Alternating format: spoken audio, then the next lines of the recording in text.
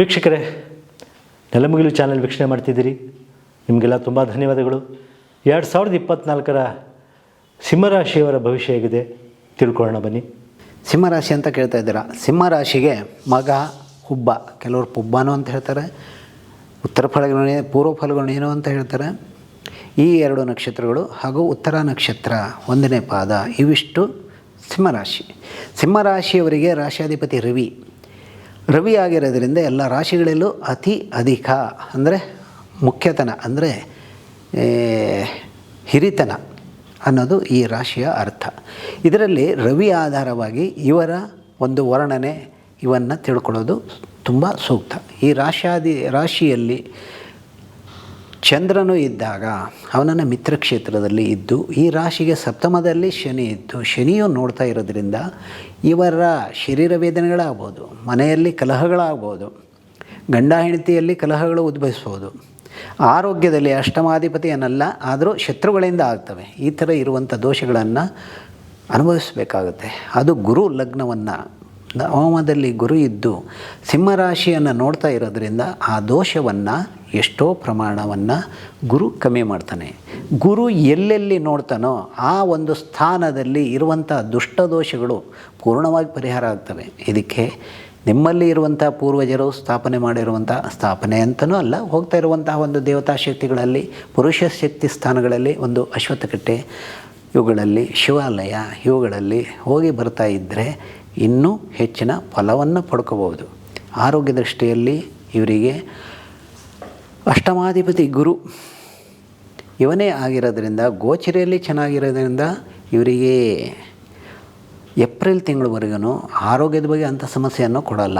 ಮೇ ತಿಂಗಳಿಂದ ಅಷ್ಟಮಾಧಿಪತಿ ಇರೋದರಿಂದ ಸಕ್ಕರೆ ಸಂಬಂಧ, ದೇಹದಲ್ಲಿ ಸಕ್ಕರೆ ಕಾಯಿಲೆಗಳು ಉತ್ಪತ್ತಿ ಆಗ್ಬೋದು, ನರ ಸಮಸ್ಯೆಗಳು, ಮಾಂಸಖಂಡದಲ್ಲಿ ನೋವುಗಳು, ಆಮೇಲೆ ಈ ಟೈಫಾಯ್ಡ್ಗಳು, ಡೆಂಗ್ಯೂ ಇಂಥವುಗಳೆಲ್ಲ ಆಗೋದಕ್ಕೆ ಅವಕಾಶಗಳಿವೆ.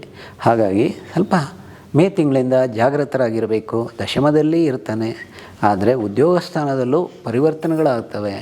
ಚಂಚಲತೆಯನ್ನು ಮಾಡ್ಕೋಬೇಡಿ, ಧೈರ್ಯವಾಗಿರಿ. ನಿಮ್ಮ ಉದ್ಯೋಗದಲ್ಲೂ ತೊಂದರೆಗಳು ಬರಲ್ಲ, ನೀವು ಚೆನ್ನಾಗಿರ್ತೀರ. ಆದರೆ ಗುರುಬಲ ಇರುವಲ್ಲಿವರೆಗೆ ಅಂದರೆ ಏಪ್ರಿಲ್ ಕೊನೆವರೆಗೂ ಸಾಮಾನ್ಯವಾಗಿ ಕಳ್ಕೊಂಡಿರೋರು ತುಂಬ ಇರ್ತಾರೆ. ಅದು ಬರೋದಕ್ಕೂ ಅವಕಾಶಗಳೇ ಇವೆ. ಅದೇ ಏಕಾದಶದಲ್ಲಿ ಇರೋದು ಅವನು ನೀಚನಾಗಿದ್ದಾಗ ಕನಿಷ್ಠನಾಗಿರ್ತಾನೆ. ಈ ಒಂದೇ ಗ್ರಹಕ್ಕೆ ಸಂಬಂಧಪಟ್ಟು ಬರಲ್ಲ. ಆ ರವಿ ಗ್ರಹಗಳಿಗೆ ಅವನ ಶತ್ರುಕಾರಕನಾದಂಥ ಶನಿಯು ನೋಡಿದಲ್ಲಿ ಆ ಸ್ಥಾನದಲ್ಲಿ ಇದ್ರೂ ಫಲ ಕಮ್ಮಿ ಕೊಡ್ತಾನೆ. ಆ ಸ್ಥಾನದಲ್ಲಿರುವಂಥ ಫಲಗಳು ನಷ್ಟ ಆಗ್ತವೆ. ಇನ್ನು ಅದೇ ಅಷ್ಟಮದಲ್ಲಿ ನೀಚನಾಗಿ ಇದ್ದಾಗ ಉದರ ಸಂಬಂಧ ವ್ಯಾಧಿಗಳು ಉದ್ಭವಿಸ್ತಾನೆ. ಅದಕ್ಕೆ ಶನಿಯ ದೃಷ್ಟಿ ಇದ್ದರೆ ಶಸ್ತ್ರಕ್ರಿಯೆಗಳಿಗೂ, ಕುಜನ ದೃಷ್ಟಿ ಶನಿಯ ದೃಷ್ಟಿ ಇದ್ದಲ್ಲಿ ಶಸ್ತ್ರಕ್ರಿಯೆಗಳಿಗೂ ಅವಕಾಶಗಳು ಆಗ್ತವೆ. ಉದರ ಸಂಬಂಧ ಏನೋ ಸ್ಟೋನ್ ಆಗ್ಬೋದು, ಅಥವಾ ರವಿ ನೇತ್ರಕ್ಕೆ ಬರ್ತಾನೆ, ಆಮೇಲೆ ತಲೆಗೆ ಬರ್ತಾನೆ, ಆಮೇಲೆ ಮುಖಭಾಗದಲ್ಲಿ ಸಮಸ್ಯೆಗಳನ್ನು ಉದ್ಭವಿಸ್ತಾನೆ. ಇವೆಲ್ಲ ಇದರಿಂದ ಹುಟ್ಕೊಳ್ಳುವಂಥದ್ದು. ಅದರಲ್ಲೂ ರವಿಯ ಯುತಿಯಲ್ಲಿ ಯಾವ್ಯಾವ ಸ್ಥಾನಾಧಿಪತಿಗಳಿದ್ದಾವೆ ಅದಕ್ಕನುಸಾರವಾಗಿ ಇವರಿಗೆ ದೋಷಗಳು ಉದ್ಭವಿಸ್ತವೆ. ಈ ರಾಶಿಯವರಿಗೆ ರಾಶಿಯಿಂದ 2ನೇ ಸ್ಥಾನ ಬುಧನ ರಾಶಿಯಾಗಿರೋದ್ರಿಂದ ವಾಕ್ಸಮರ ಅಂದರೆ ಒಂದು ವಾಕ್ಶಕ್ತಿಯಲ್ಲಿ ತುಂಬ ಪ್ರವೀಣರಾಗಿರ್ತಾರೆ. ವಾಕ್ಸಿದ್ಧಿ ಇವರಲ್ಲಿ ಇರುತ್ತೆ.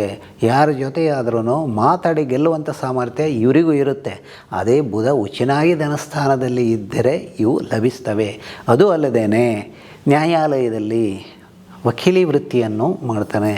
ಈ ಥರ ಒಂದು ವಾದ ವಿವಾದಗಳಲ್ಲಿ ಗೆದ್ದು ಬರುವಂಥ ಸಾಮರ್ಥ್ಯ ಇವರಿಗೆ ಚೆನ್ನಾಗಿದೆ. ಬುಧ ಉಚ್ಚನಾಗಿ ಸಿಂಹರಾಶಿಯಾಗಿದ್ದಲ್ಲಿ ಬುಧನಿಗೆ ಮಿತ್ರನಾಗಿರುವಂತಹ ಗ್ರಹಗಳ ದೃಷ್ಟಿ ಇದ್ದು, ಗುರುನು ಗೋಚರಿಯಲ್ಲಿ ಚೆನ್ನಾಗಿದ್ದಾಗ ಇವೆಲ್ಲ ಲಭಿಸುವಂಥ ಫಲಗಳು ಇವರಿಗೆ ಈ ಸರಿ ಏಪ್ರಿಲ್ವರೆಗೂ ಅವಕಾಶ ಇದೆ. ಮೇ ತಿಂಗಳೆಲ್ಲ ಅವಕಾಶ ಇಲ್ಲ, ಕಾರಣ ಗುರು ಬಲ ಇರಲ್ಲ.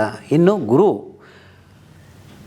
ಬಲ ಇಲ್ಲದೆ ಇದ್ದರೂ ಆಗುವಂಥದ್ದು ಈ ಒಂದು ರಾಶಿಗೆ ಮಿತ್ರನಾದಂಥ ದಶಾಭುಕ್ತಿಗಳು ಚೆನ್ನಾಗಿದ್ದಲ್ಲಿ, ಅಥವಾ ಈ ರಾಶಿಯವರಿಗೆ ಲಗ್ನದಿಂದ ಸಪ್ತಮ ಸ್ಥಾನದ ಅಧಿಪತಿ ದಶಾಭುಕ್ತಿನೇ ಆಗಿದ್ದಲ್ಲಿ ಮದುವೆ ಕಾರ್ಯಗಳಿಗೆ ತೊಂದರೆಗಳು ಆಗದೇ ನಿರಾಯಾಸವಾಗಿ ಮದುವೆ ಆಗುತ್ತೆ. ಇವರಿಗೆ ಮನೆ ಕಟ್ಕೊಳ್ತಾರೆ, ಆದರೆ ಇವರು ಮನೆ ಕಟ್ಟೋದಕ್ಕೆ ಇವರಿಷ್ಟದಂತೆ ಆಗೋದು ಕಷ್ಟ ಇದೆ. ಕಾರಣ ಇವರ ಒಂದು ರಾಶಿಗೆ ಶನಿ ದೃಷ್ಟಿ ಇರೋದ್ರಿಂದ ಏನು ಅಪೇಕ್ಷೆ ಪಡ್ತಾರೋ ಅದಕ್ಕೆ ವಿರೋಧವಾಗಿರುತ್ತೆ. ಅಥವಾ ಇವರು 1000 ರೂಪಾಯಿ ಖರ್ಚಾಗ್ಬೋದು ಅಂತ ಹೇಳಿದ್ರೆ 2000 ರೂಪಾಯಿ ಖರ್ಚಾಗುತ್ತೆ, 10 ಲಕ್ಷ ಖರ್ಚಾಗುತ್ತೆ ಅಂತ ಹೇಳಿದ್ರೆ 20 ಲಕ್ಷ ಖರ್ಚು, ಅಥವಾ 15 ಲಕ್ಷ ಖರ್ಚಾಗ್ಬೋದು. ಈ ರೀತಿ ಒಂದು ಇವರಲ್ಲಿ ಉದ್ಭವ ಆಗುತ್ತೆ. ಮನೇಲಿ ನೆಮ್ಮದಿ ಇದೆ ಇಲ್ಲ ಅಂತ ಹೇಳೋಕ್ಕಾಗಲ್ಲ. ಕಾರಣ ದಶಾಭುಕ್ತಿಗಳು ಕೆಟ್ಟದಾಗಿದ್ದಲ್ಲಿ ಮಾತ್ರ ನೆಮ್ಮದಿ ಇರಲ್ಲ. ಇವರಿಗೆ ಮನೆಯಲ್ಲಿ ಮದುವೆ ಆಗಿದ್ದಲ್ಲಿ ಹೆಂಡತಿ ಇರ್ತಾರೆ, ಮಕ್ಕಳಾದರೆ ಮಕ್ಕಳು ಇರ್ತಾರೆ, ತಂದೆ ತಾಯಿಗಳು ಇರ್ತಾರೆ. ಇವರು ಬಾಲ್ಯಾವಸ್ಥೆಯಲ್ಲಿದ್ದರೆ ಇವರು ತಂದೆ ತಾಯಿಗಳು ಇರ್ತಾರೆ. ಸರ್ವೇ ಸಾಮಾನ್ಯವಾಗಿ ಒಂದು ಕುಟುಂಬದಲ್ಲಿ ಜ್ಯೋತಿಷ್ಶಾಸ್ತ್ರ ಫಲವನ್ನು ಹೇಳಬೇಕು ಅಂತ ಹೇಳಿದರೆ ಎಲ್ಲರ ಜಾತಕದ ಆಧಾರವಾಗಿ ಹೇಳೋದು ಅತಿ ಉತ್ತಮ. ಯಾಕೆ ಕೇಳಿದರೆ ಒಬ್ಬೊಬ್ಬರು ಒಂದು ರಾಶಿಯಲ್ಲಿ ಹುಟ್ಟಿರ್ತಾರೆ, ಒಬ್ಬೊಬ್ಬರಿಗೆ ದಶಾಭಕ್ತಿಗಳು ಕೆಟ್ಟದಾಗಿರುತ್ತೆ, ಇನ್ನೊಬ್ಬರಿಗೆ ದಶಾಭಕ್ತಿಗಳು ಪವರ್ಫುಲ್ ಆಗಿರುತ್ತೆ, ಇನ್ನೊಬ್ಬರದು ಕುಟುಂಬದಲ್ಲಿ ಆಗಿರುವಂಥ ಒಂದು ದೋಷಗಳು ಅವರ ಜಾತಕದಿಂದಲೇ ಹುಡುಕ್ಬೋದು. ಆ ದೋಷಗಳು ಇದ್ದಲ್ಲಿ ಇವರಿಗೆ ಯಾವ ಫಲವೂ ಸಿಗಲ್ಲ. ಜ್ಯೋತಿಷ್ಶಾಸ್ತ್ರದ ಪ್ರಕಾರವಾಗಿ ಅವರು ಹುಟ್ಟಿರೋ ಟೈಮ್ ಎಷ್ಟೇ ಚೆನ್ನಾಗಿದ್ದು ದಶಾಭಕ್ತಿಗಳು ಎಷ್ಟೇ ಚೆನ್ನಾಗಿದ್ರೂ ಆ ಒಂದು ದೋಷಗಳು ಇದ್ದಂತಹ ದೋಷಗಳು ತಡೆ ಹಿಡಿತವೆ. ಆವಾಗ ಇವರಿಗೆ ಫಲಗಳು ಅಷ್ಟು ಸಿಗಲ್ಲ, ಪ್ರಮಾಣ ಕಮ್ಮಿ. ಸಿಂಹರಾಶಿಯವರಿಗೆ 2024 ಸಾಮಾನ್ಯವಾಗಿ ಹೇಳಬೇಕಂದ್ರೆ ಕಠಿಣ ಸ್ಥಿತಿನೇ ಅಂತ ಹೇಳ್ಬೋದು. ಕಾರಣ ಸಪ್ತಮದಲ್ಲಿ ಶನಿ ಇದ್ದು ಅಷ್ಟಮದಲ್ಲಿ ರಾಹು ಇದ್ದಾನೆ. ಹಾಗಾಗಿ ಅಷ್ಟಮದ ರಾಹುವಿನ ಯುತಿಯಲ್ಲಿ ಕುಜ ಹೋದಾಗ ಆರೋಗ್ಯದ ಬಗ್ಗೆ ಅತಿಯಾಗಿ ಸಮಸ್ಯೆಗಳನ್ನು ಅನುಭವಿಸ್ತಾನೆ. ಅಂದರೆ ಇವರು ಆ ಒಂದು ಮೂಮೆಂಟಲ್ಲಿ ಏಟ್ ಮಾಡ್ಕೊಳ್ಳೋದು ಇಂಥವೆಲ್ಲ ಇರುತ್ತೆ. ದ್ವಿಸ್ವಭಾವ ರಾಶಿಯಲ್ಲಿ ಇದ್ದಾಗ ಒಂದು ರಸ್ತೆಯ ಕೆಲವು ಪಕ್ಕದಲ್ಲಿ ಅಥವಾ ಒಂದು ಸಂದು ಈ ಥರ ಒಂದು ಅಂದರೆ ರಸ್ತೆ ಬದಿಯಲ್ಲಿ ಚರಂಡಿಯಲ್ಲಿ ಈ ಥರ ಇದ್ದಂಥವುಗಳು ದ್ವಿಸ್ವಭಾವ ರಾಶಿ. ಅಂದರೆ 2 ಇಕ್ಕೆಲಗಳು 2 ರೋಡ್ ಸೇರಿದಂಥ ಜಾಗದಲ್ಲಿ ಅಥವಾ ದಾರಿಯ ಪಕ್ಕ ನಡ್ಕೊಂಡು ಹೋಗ್ತಾ ಇರುವಂಥ ಕಾಲ್ದಾರಿಗಳೇ ಇರ್ತಾವಲ್ಲ ಅದರ ಪಕ್ಕ, ಅದರಿಂದ ಕೆಳಗಡೆ ಬಿದ್ದು ಅಥವಾ ಹೊಳೆ ಪಕ್ಕ ಒಂದು ಯಾವುದೋ ಒಂದು ಪಕ್ಕ ಈ ಥರ ಇದ್ದಂಥ ಜಾಗದಿಂದ ಇವರಿಗೆ ಆ ಒಂದು ರಾಹು ಏನು ಮಾಡ್ತಾನೆ, ಆ ಒಂದು ಕಾಲದಲ್ಲಿ ದುಷ್ಟಶಕ್ತಿಗಳ ಪ್ರವೇಶಗಳು ಇರ್ತವೆ, ಇಲ್ಲ ಅಂತಲ್ಲ.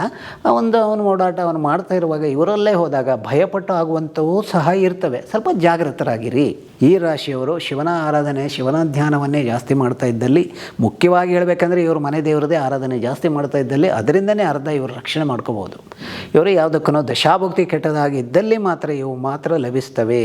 ದಶಾಭುಕ್ತಿಗಳು ಚೆನ್ನಾಗಿದ್ದಲ್ಲಿ ಇವರಿಗೆ ಅಂಥ ಸಮಸ್ಯೆಗಳು ಬರಲ್ಲ.